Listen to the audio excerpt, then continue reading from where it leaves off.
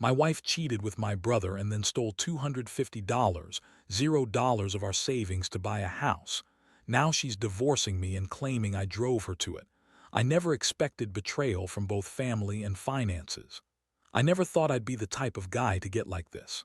My wife always seemed so perfect, beautiful, smart, charming. We'd been married for 6 years, and honestly, I thought we had a good thing going. Sure, there were the usual arguments, but nothing that made me doubt her loyalty, or so I thought. It all started subtly. Little things that I ignored at first. She'd get defensive when I asked about her phone, saying she was texting her friends or her sister. Then she started working late more often, claiming it was just some new project at her job. I trusted her, or at least I wanted to. She was the kind of woman who could make you believe anything, even as her behavior shifted. But then I noticed she was acting different around me. Less affectionate, more secretive. She'd disappear into the bathroom for long periods when we were supposed to be watching a movie. I caught her deleting text messages on her phone more than once. The worst part, I caught her lying about where she was going when she left the house. She'd say she was visiting her sister, but I'd see her car at a different address, some apartment downtown. One night, I decided to follow her. She left the house around 8 p.m. and I followed her discreetly. She parked outside a fancy apartment building I'd never seen her visit before. I watched her go inside and wait a few minutes, then come out with a strange man, someone I didn't recognize. I got a good look at him. He was tall, with dark hair, and from what I saw, they kissed goodbye before she got into her car and drove off. That's when I knew she was cheating on me. The next day, I tried to confront her. I asked her about the guy, about where she'd been, about her sudden change in behavior. She looked at me with that icy smile, the one that always made me feel like I was the one who was crazy. She told me I was imagining things, that I was paranoid, that I didn't trust her. She said I was overreacting, that she loved me but needed her freedom. She told me I was making a big deal out of nothing, just work stress, she said, but I knew better. I felt sick. My stomach was twisted, my mind racing. I couldn't believe she'd do this to me, after everything we'd built. I looked at her and saw a stranger, someone I barely recognized. It was like my entire world was crumbling. I kept asking myself how I missed the signs, how I could have been so blind. I was furious, heartbroken, betrayed, probably all at once. The worst part, she was so dismissive, so cold about it, like it was nothing to her. She insisted she hadn't cheated, that I was just imagining things, but I had proof. I found her texts hidden in a secret folder on her phone, full of flirty messages, plans to meet up, and even pictures of her and that guy. I was stunned. I felt like I'd been punched in the gut. And then the money. That was the real kick in the teeth. Turns out, while I was working my ass off trying to provide for us, she was sneaking around, spending money I didn't even know we had. She'd been siphoning off our savings, about $250, $0, buying that fancy house downtown. I found the bank statements by accident when I was looking for something else. I saw the deposits, the withdrawals, the transfers, all in her name. That's when I lost it. How could she do this? Not only cheat on me, but steal from us, from our future. And she's still lying, still claiming she's innocent.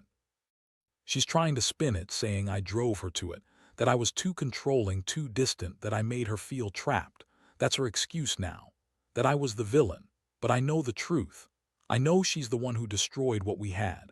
I felt so betrayed, so angry. I didn't sleep that night, just lying there, staring at the ceiling, thinking about everything. The lies, the betrayal, the money, the house she bought behind my back. I kept asking myself what I did wrong, why I wasn't enough, why she felt she had to cheat and steal to feel alive. I never expected this from her. Never expected her to betray me like this, not from my own flesh and blood. I knew I had to do something. I couldn't let her get away with it. I started planning my next move, trying to figure out how to confront her with everything I knew. I was hurt, yes, but also furious. I wasn't going to let her walk away with my savings, my house, or my dignity. I needed to find a way to make her pay, to set things right. I just didn't know how yet. After that night, everything changed. I couldn't sleep, I couldn't eat. My mind kept circling back to the fact that she had taken so much from us, 250, zero. Our life savings, gone just like that. And for what? A house she bought with money she stole from us, from me. I felt a mix of helplessness and rage, and I knew I couldn't just sit around and let her get away with it. I had to act, but I wasn't sure what that looked like yet. The first thing I did was dig through every piece of paper I could find. I went through bank statements, emails, her texts, even her social media accounts. I needed proof, solid proof, so I could confront her properly. I also started talking to my brother, David. I didn't tell him everything at first, but I needed to understand if he knew anything about her affair. I suspected he did, but I needed confirmation. David was awkward at first, but when I pressed him, he finally cracked. He admitted that he'd been seeing for months. Yeah, months. He said they met at some charity event and just clicked. That was her story. She told him I was too busy, too controlling, that I didn't understand her. But the truth was they'd been sneaking around, having sex whenever they could. When I heard that, I felt like I'd been punched again. How could my own brother do this? How could? I decided I needed to confront her directly. I wanted her to see I knew everything. I set up a meeting at her favorite coffee shop, a place she liked because it was relaxing, she said. When she arrived, she looked smug, confident, like she thought she had the upper hand. I laid everything out on the table. The texts, the bank statements, the fact that I knew about her affair with David. She froze for a second, then started to lie again. She told me it was all a misunderstanding, that I was paranoid, that she never cheated, that she only stayed late at work because she was stressed. I didn't buy it. I could see through her lies. I told her I had proof, that I knew she was lying. Her face twisted with rage, and she yelled that I was crazy, that I was the reason she lost herself, that I drove her to cheat and steal. She said I was emotionally abusive, controlling, and that she only did it to escape. That she was unhappy and I made her feel trapped. That was her new story, blame me for everything, but I saw right through her. She was just trying to manipulate me again, to make me feel guilty so I wouldn't fight back. The emotional toll was enormous. I felt like I'd been punched in the gut 100 times. I was furious, yes, but also heartbroken. How could she do this? How could she betray me, steal from us, then lie to my face? I kept thinking about all the memories, the plans we made, the future we wanted. All gone. I started questioning everything, my judgment, my trust. My worth. Was I too demanding, too distant? Or was she just a liar from the start? I remember sitting alone in my apartment that night, feeling numb but also burning with anger. I knew I couldn't stay silent anymore. I needed to protect myself and my assets. I started talking to a lawyer the next day, figuring out my options. I wanted to divorce her, but I also wanted to make sure she couldn't get away with stealing our money. I had to find a way to get it back, or at least make her accountable. Meanwhile, she kept up her act, crying, pleading, claiming she was sorry, saying she loved me and that she'd never do it again. But I saw through her. I knew her for what she was, a manipulative, selfish woman who only cared about herself. Her excuses didn't matter anymore. I'd been naive, thinking I had a partner I could trust.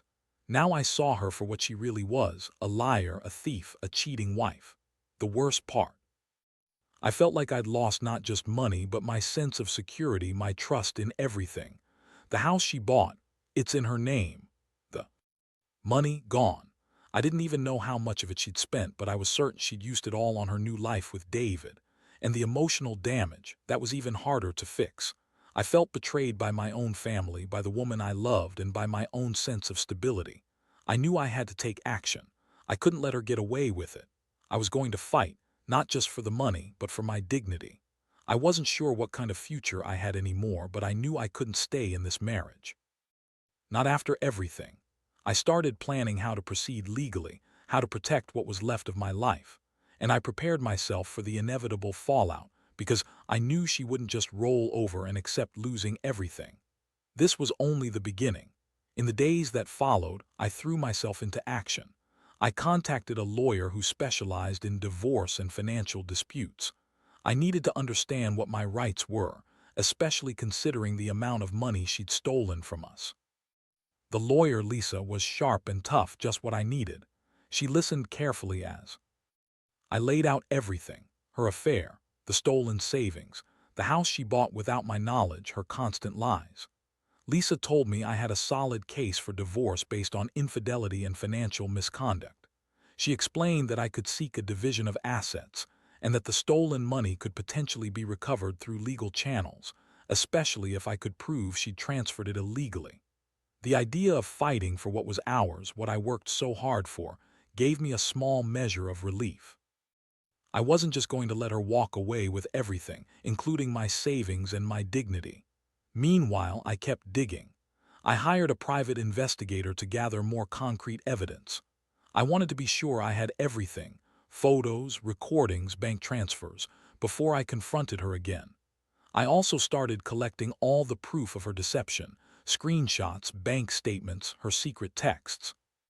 I knew she was trying to spin things to make me look like the bad guy, but I wasn't going to let her. One afternoon, I decided I'd had enough of her lies. I called her and told her I wanted to meet, just us, no lawyers, no witnesses. I wanted her to see that I knew everything and that I wasn't going to be played anymore. When she showed up at my apartment, she looked confident, almost smug. She thought she had the upper hand, but I was ready. I laid everything out on the table. I showed her the bank statements, the proof of the money she'd transferred, the texts from David, the photos from that night she met him. Her face paled. For a second, she looked stunned, like she hadn't expected me to know all this. Then she started to get defensive, trying to deny everything, claiming I was stalking her, that I was paranoid. I cut her off. I told her I had enough evidence to ruin her, and I was done playing her games. I told her I was filing for divorce and that I was going after the money she stole.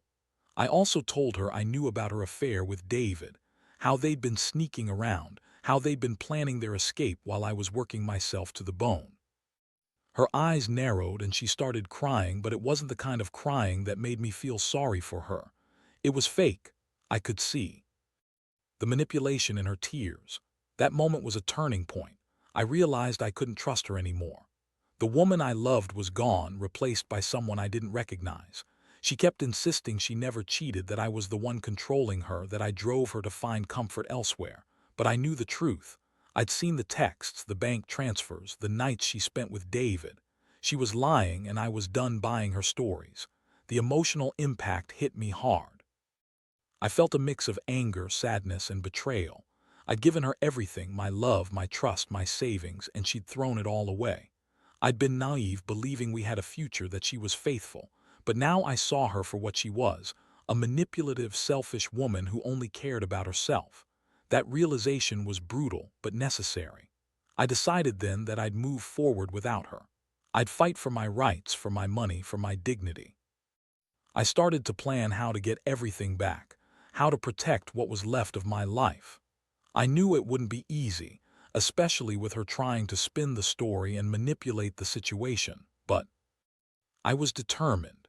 I'd been betrayed by my own family, by the woman I loved, and by my trust in what I thought was a solid marriage.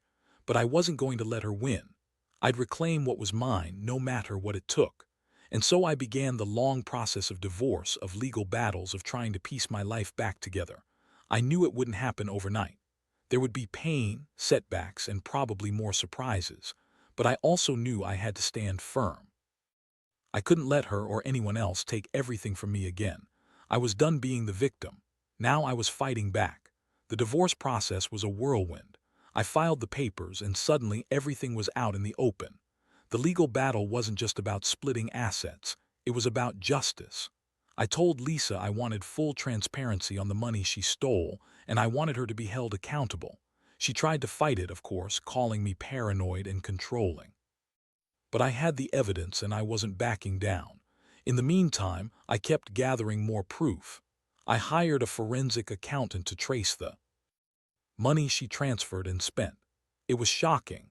She'd used a good chunk of that $250, $0 on the house, but also on luxury items, vacations, and even some investments I didn't know about. She'd hidden so much, I wondered how I'd ever trusted her. The more I learned, the more furious I became. How could she betray me this way? How could she steal from our future?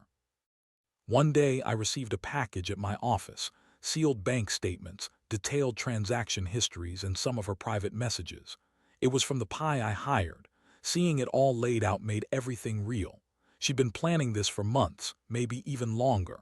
The house she bought was in her name alone. She transferred some of the stolen money into a separate account just to hide it. It all confirmed what I'd suspected. She was deliberately trying to cut me out of everything. I confronted her again, this time with even more evidence. I invited her to meet at a neutral location, my lawyer's office. When she arrived, she looked exhausted but still defiant. I laid out the proof, told her I knew about her lies, her affair, her theft. Her face twisted. In anger, then frustration. She yelled, accusing me of controlling her, of driving her to this point. She claimed I was emotionally abusive, that I never appreciated her, that I made her feel trapped. I couldn't take her accusations seriously anymore. I told her she'd lost my trust completely. She was a liar, a thief, and an adulterer. I told her I was going to fight for everything, my money, the house, the truth. I also made it clear that I wanted her out of my life for good. I couldn't keep living with someone who had betrayed me so deeply. The emotional toll was intense. I felt like I'd been punched in the stomach repeatedly. Every time I thought I was close to healing, something else came up, another lie, another piece of evidence. I was furious at her, at David, and even at myself for trusting her so much. But I also realized I had to move on, no matter how hard it was. I started to set boundaries. I told her I wouldn't be part of her lies anymore. I told her I was going to take legal action to recover the stolen money, and I was going to make sure she paid for what she did. I also told her that I didn't want her to contact me again unless it was through lawyers. I couldn't let her manipulate me anymore. This was a war, and I was determined to win. Meanwhile, the house she bought was a symbol of her betrayal. It was a beautiful place, luxurious, modern, but it was built on lies and stolen money. I knew I had to get her out of it legally. I started working with my lawyer on the divorce settlement, making sure I'd get my fair share. I also looked into recovering the money through the courts, which was complicated but not impossible. I was prepared to fight for what I deserved. All of this was happening at once. The emotional was relentless. One day I'd feel hopeful, thinking I could rebuild, and the next I'd feel crushed by how deeply she'd betrayed me. I kept reminding myself that I had to stay strong for my own sanity and future. I couldn't let her define me as the guy who was betrayed and humiliated. I had to be the guy who fought back, who took control of his life again. The worst part, I realized how much I'd lost, not just money but trust, security, and my sense of stability. I'd built a life with her, and now I was starting from scratch. But I also knew I had learned something valuable. Never ignore the signs and never let anyone control or manipulate you. Trust is fragile, and once broken, it's almost impossible to repair. I was hurt, but I was also determined.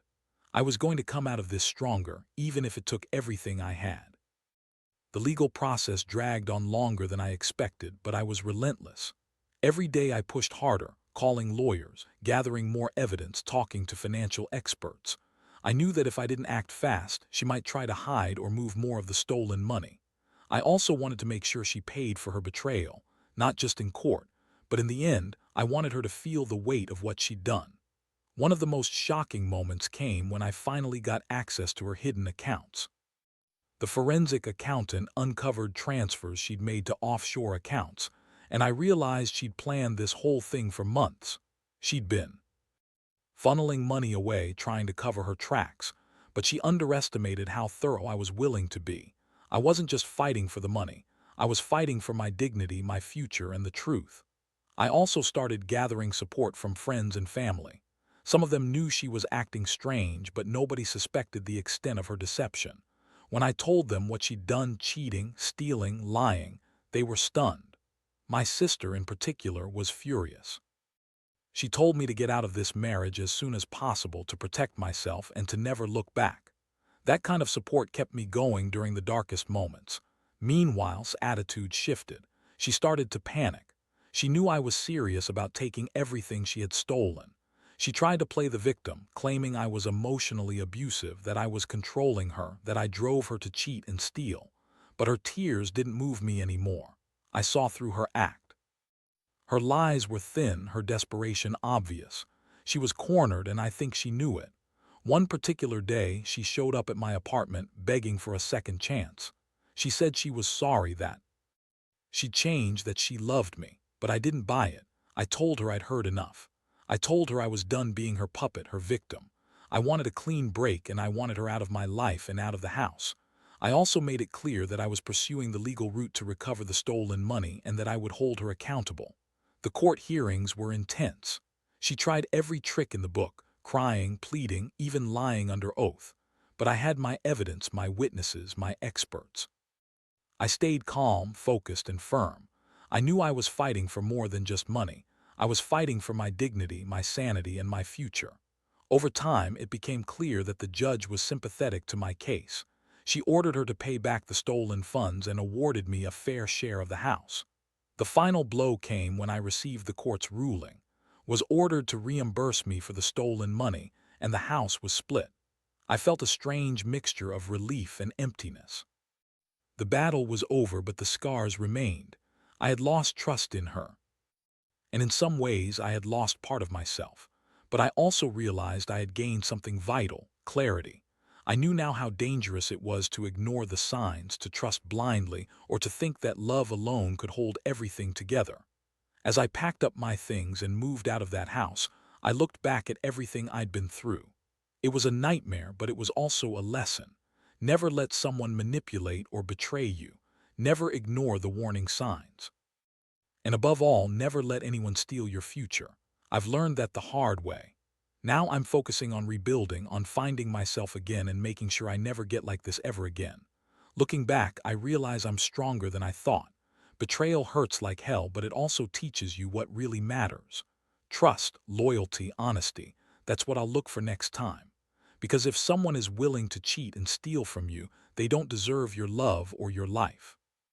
I'm still healing, but I'm moving forward. And if there's one thing I want anyone reading this to take away, it's this. Know your worth, protect your assets, and never ignore the red flags. Because once trust is broken, it's almost impossible to put back together. Now that everything is settled legally and financially, I've had some time to reflect on what I've been through. Honestly, I never thought I'd end up in a situation like this, completely by the woman I loved, betrayed by my own family, and left to pick up the pieces of a shattered life. I used to think I was careful, smart enough to see the signs before they got out of hand. Turns out I was naive. Love can blind you and trust can be a double-edged sword. Looking back, I realize how much I underestimated the depth of her deception. She was good at hiding her true self, playing the perfect wife, the caring sister, the loyal employee. But behind closed doors, she was scheming, cheating, stealing. And I was blind to it for so long. I kept asking myself why I didn't see it sooner, why I ignored the small signs. The late nights, the secretive texts, the sudden expenses I couldn't explain. I guess I wanted to believe in us so badly that I ignored what was right in front of me. 1. Of the hardest lessons I've learned is that you can't control other people's choices. You can only control how you react. I could have let this destroy me, but I chose to fight. I chose to stand up, to take back what was mine, and to rebuild. The process was brutal, emotionally, financially, mentally. But I came out of it with a clearer sense of who I am. Now I focus on healing. I've started therapy to deal with the emotional aftermath, and I've been reconnecting with friends and family who support me. I've realized that I need to rebuild my trust, not just in others, but in myself. I need to trust my instincts and listen to that little voice warning me when something's off. I also learned that money, while important, isn't everything. It's the trust, the honesty, the respect that truly matters in a relationship. I don't hold any resentment or hatred anymore. That's not going to bring me peace. What I do feel is a sense of closure. I know that I did everything I could, that I fought for my future, and that I protected what was left of my dignity. I hope that sharing this story might help others recognize the warning signs early, or at least remind them that even in the darkest moments, there's a way out. Most importantly, I've come to accept that some betrayals are so deep that they change you forever, but they also teach you resilience. I've learned to value myself more, to set boundaries, and to never ignore my gut feelings again. Life is unpredictable and people can surprise you, sometimes in the worst ways. But you have to keep moving forward, no matter how hard it gets. So to anyone reading this who might be going through something similar, my advice is this: don't ignore the red flags. Trust your instincts, protect your assets, financial and emotional, and don't be afraid to fight for what's rightfully yours.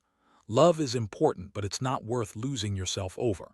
Stand your ground, seek support, and remember that healing takes time. You're stronger than you think, even when everything feels like it's falling apart. And someday, you'll look back and see how far you've come.